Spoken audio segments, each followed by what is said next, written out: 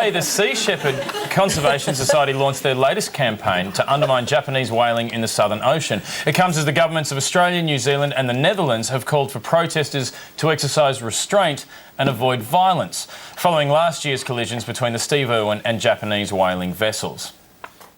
Make no mistake, this is war.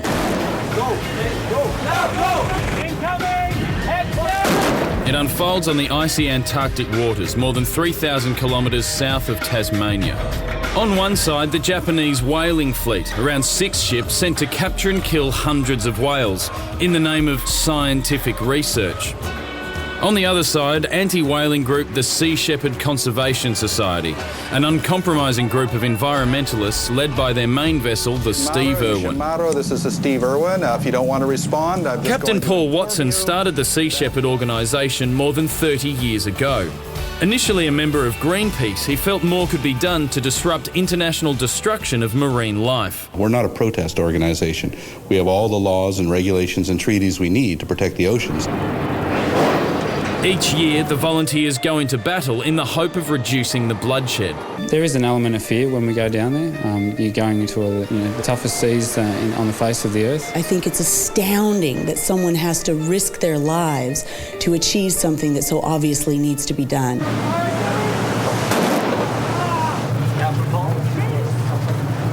He's been hit by a bullet. The Sea Shepherd has remained a non-government, non-profit organisation, relying on the donations of individuals, businesses and often celebrities to fund its operations. I'm very proud of Paul and his team, and the crew are just absolute heroes. Today, the Sea Shepherd launched Operation Waltzing Matilda. Over the next 3 months, the volunteers hope to reduce what they say is the illegal slaughter of almost 1,000 whales. Worse, they say most of the killing will take place inside the Southern Ocean Whale Sanctuary, in violation of the Antarctic Treaty. The Japanese are targeting endangered whales in an established whale sanctuary in violation of a global moratorium on whaling, in violation of the Antarctic Treaty, and they're in contempt of the Australian Federal Court. These people are criminals. Both sides claim to be acting within the limits of the law, but the Sea Shepherd organisation says it's now time for Kevin Rudd to actively defend Australian waters. A Rudd government would end whaling. We'll send a boat down there. We'll stop them. We'll take them to court. We will end whaling. It's 2 years later. He's done less than the previous government. When it's finally abolished, we'll look back on it and see it as a real mar on our history. All the Australian government has to do is send one Australian naval vessel down there and order them out. They would leave. They would not resist. They would leave. That's all it would take. And we're joined by Erica Martin, Director of the Asia Pacific International Fund for Animal Welfare. And Erica, thank you for joining us. Can I start by asking, why are the Japanese still legally able to kill these whales?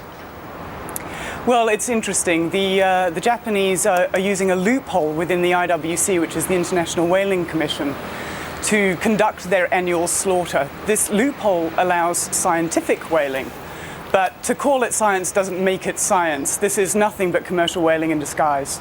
So, Erica, what chance then does the Whaling Commission have in closing that loophole, changing things?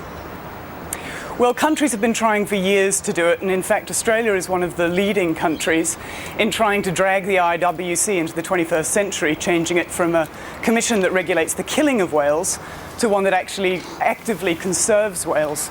So there have been many attempts to close it. Attempts are still going on to close it. It must be closed. This is commercial whaling in disguise. It's a complete sham.